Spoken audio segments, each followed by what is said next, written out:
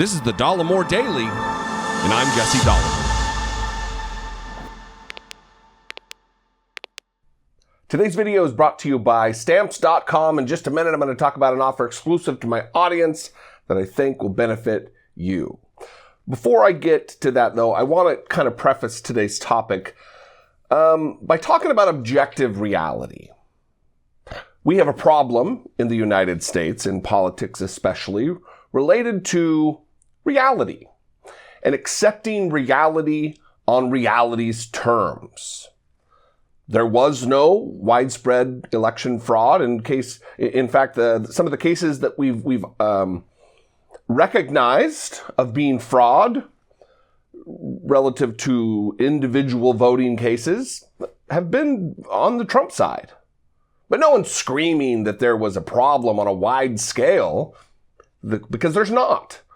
For either side, there was no sinister effort to cast thousands or tens of thousands or more ballots for Donald Trump. There were isolated incidents, breakthrough cases of voter fraud, whether it be signing someone's mail-in ballot or voting where they shouldn't have or when they shouldn't have. Isolated incidents. But because we have the problem we have with one side not accepting reality, we are where we are. And January 6th is the culmination of that. The catalyst is the refusal to accept reality on reality's terms, QAnon, the Stop the Steal BS, which all led to the deadly insurrection on January 6th. And Donald Trump is continuing to encourage, in the way that he has for years, wink, wink, I'm not saying to do it, but if you did it, it would be great, in that kind of way. Anyway, I've got some quotes. I've got a bananas interview on Fox News that Donald Trump gave that leads me to the conclusion that he is pressing for this to happen again. Before I get to that, though, a word from today's sponsor, Stamps.com. It used to be that outgoing Dollemore merch and Patreon gifts would sit in our entryway of our house, gradually accumulated into a mountain of obligation. I would avoid the hassle until I could barely get around the hassle, and then begrudgingly spend several hours at our local post office to get it all in the mail. But no more. Since I started using Stamps.com, that mountain is gone. I just print official U.S. postage right from my computer, slap that printed label on the package, and then leave it for our mail carrier to cart away. No hassle and no afternoon squandered sorting out the mail. And Stamps.com can supply you with the packaging you need as well, so you don't have to spend additional time running around for tape and boxes and whatever else you need. So stop wasting time at the post office and go to Stamps.com instead. There's no risk, and with my promo code Dollemore, you get a special offer that includes a 4-week trial plus free postage and free digital scale. No long-term commitments or contracts. Just go to Stamps.com, click on the microphone at the top of the homepage, and type in Dollemore. That's Stamps.com, promo code Dollemore. But what's better than merely saving time? Well, saving time and money. With Stamps.com, you can save up to 40% off the rates at the post office and up to 66% off at UPS. So again, head to Stamps.com, click on the microphone at the top of the homepage, type in Dollemore, and start saving yourself time and money. You'll never need to go to the post office again.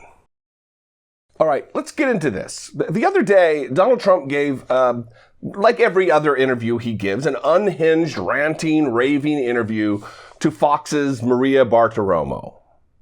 And she has become a reliable stooge for Trump and his lackeys to spread their propaganda and misinformation.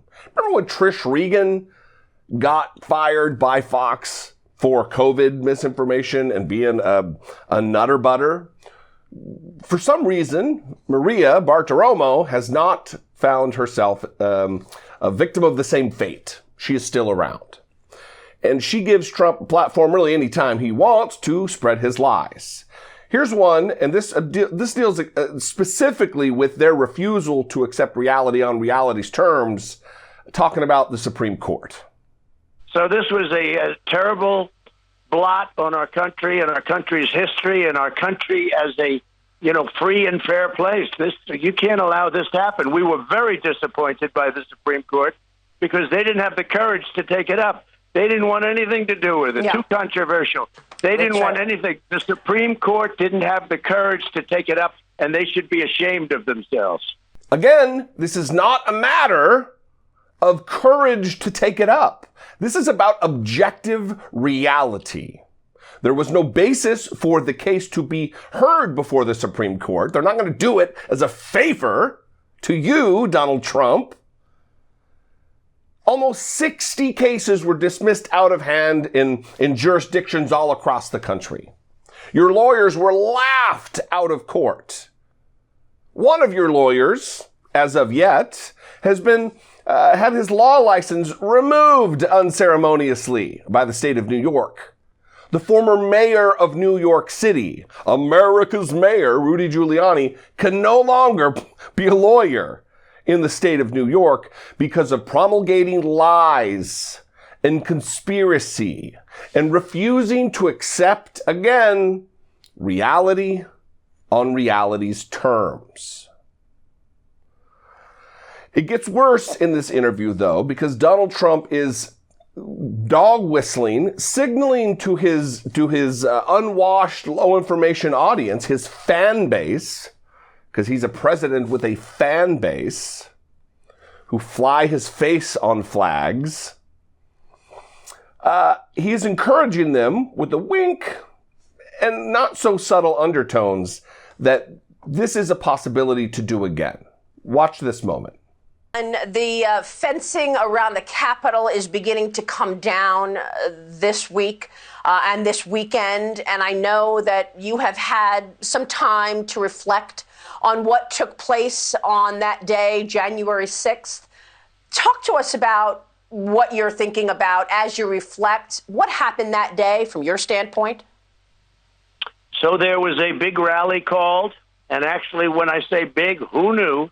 But there was a rally called, and a tremendous number of people, the largest one I've ever spoken before, was called by people, by patriots.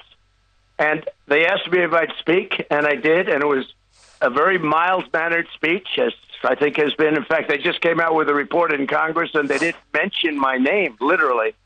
But what they were complaining about, and the reason, in my opinion, you had over 1 million people there, which the press doesn't like to report at all, because it shows too much activity, too much spirit and faith and love. There was such love at that rally.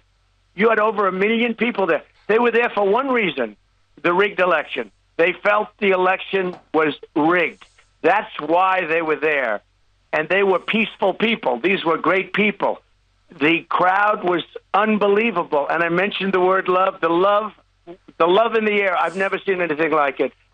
And that's why they went to Washington. And by the way, I can tell you that I thought, because I was hearing from a lot of people, going to be a lot of people coming there, much bigger than anybody ever anticipated by many times. And I had suggested to the Secretary of Defense, perhaps we should have 10,000 National Guardsmen standing by. And he reported that, as you know. We should have. And he was turned down. I said, it's subject to Congress. They run it. Nancy Pelosi runs it. So it would be subject to the Capitol Police and the other things, whatever they need. But I said, perhaps you need 10,000, because I think the crowd is going to be very large. Who knows? Maybe 2 people will show up, but I think it's going to be very large. Virtually all of that, with the exception of him actually being there, is a lie. There was not 1 million people in Washington, D.C. to celebrate the rally. There were not 1 million people there. There certainly weren't 1 million people there at the Capitol to attempt to overthrow the Constitution. But not only claiming there are 1 million people, but he's now naming them patriots. Remember the day when the video, you gotta go home. And then the next day when he was pressured to call them criminals and they need to be put in jail. Well, now that's faded away. That's evaporated now because he's calling them, they were there in spirit and faith and love. They were there for one reason, the rigged election, he said. They felt the election was rigged. The reason they felt the election was rigged, Donald Trump, is because you have told them that. Because evidence-free, you're making claims. Because you are not dealing with the reality on reality's terms. And you are creating a moment in American history that is deadly. We have already witnessed the carnage of such attitudes, which lead to behaviors, which lead to actions, which kill. Unwitting victims, people who are there to guard the Capitol, to secure the Capitol, to make it safe for the people who live there or work there. But he's deeming them, they were there, they were peaceful people, these were great people. So it's the same people who would do it again that he's praising. If you were there, you were a great person, you were a patriot. They're using all of these patriot buzzwords, and it's going to have a chilling effect on our future. It's going to encourage that you've got my support. Wink, wink. If you do it again, it'll be peaceful. If you do it again, you'll be a great person, a patriot, a loving, spirit, faith-filled person. All of these words. Jonathan Chait wrote for the New York Magazine, and he said this, because the other thing Donald Trump is doing, and he did it in this interview, I don't have the clip here, but praising Ashley Babbitt, the woman who unfortunately died, was shot by Capitol Police, ostensibly, we believe so, in the Capitol. She was a QAnon, anti-government separatist, a terrorist. And unfortunately, absolutely, it's anytime someone dies, it's a tragedy. It's sad. But it didn't happen in a vacuum. Because we witnessed what we witnessed. We look at things through the lens of objective reality. And Jonathan Chait writes this in The Chilling Message of Trump's Embrace of Ashley Babbitt, Martyrdom. January 6th is now a heroic uprising for the movement. He, Trump, has slowly turned January 6th from a black mark that threatened to expunge him from Republican politics to a regrettable episode that his allies preferred to leave behind, to a glorious uprising behind which he could rally his adherents. And that's what we're witnessing.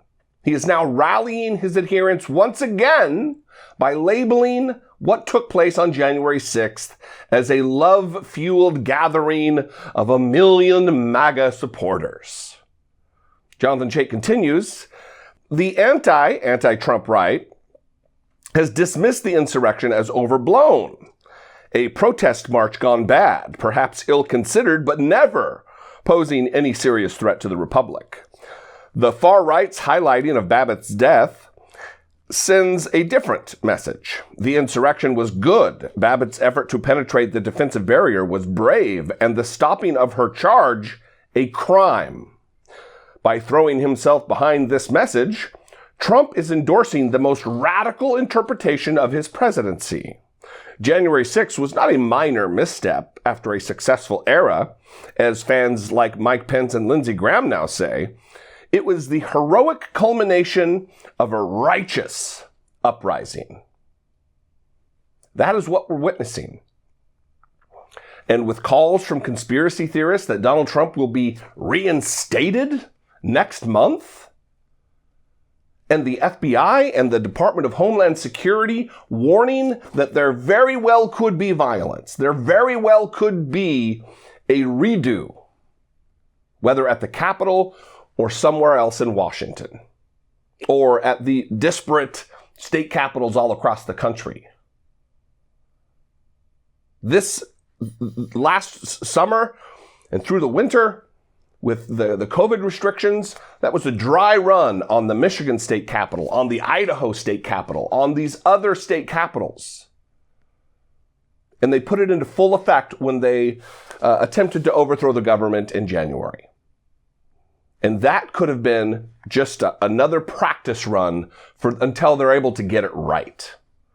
So one, the government better be on top of this. Joe Biden's Justice Department, the FBI, the Department of Homeland Security, they better not be caught napping again.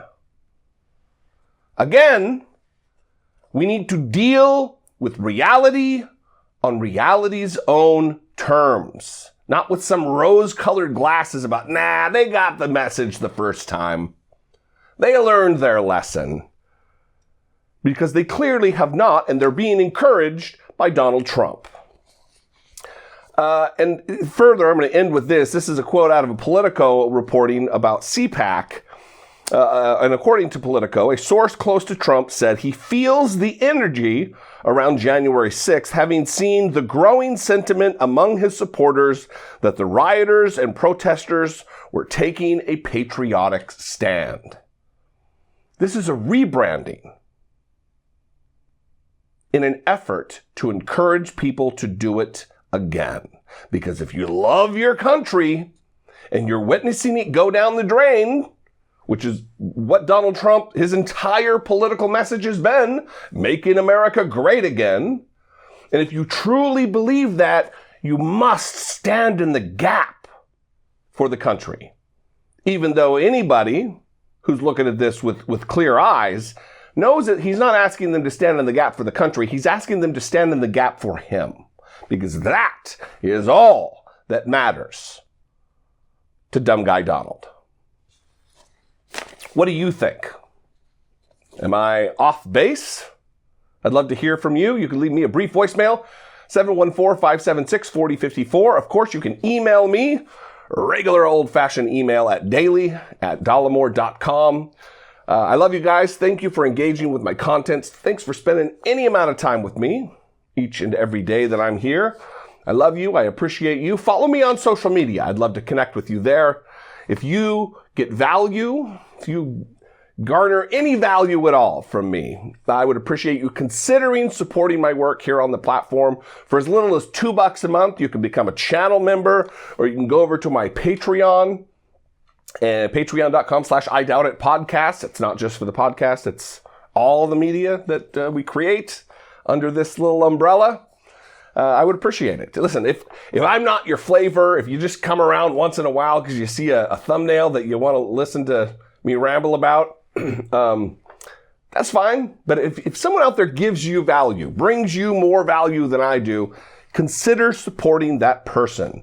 Supporting independent media is an important way to move the conversation forward in a way that is not a corporate-sponsored conglomerate, something that's owned by HBO or, CNN. All these companies they're just massive multi-billion-dollar companies. That is not, that is not the case here. So anyway, I love you guys. I'll see you next time. Until I do, be genuine. Take care of one another.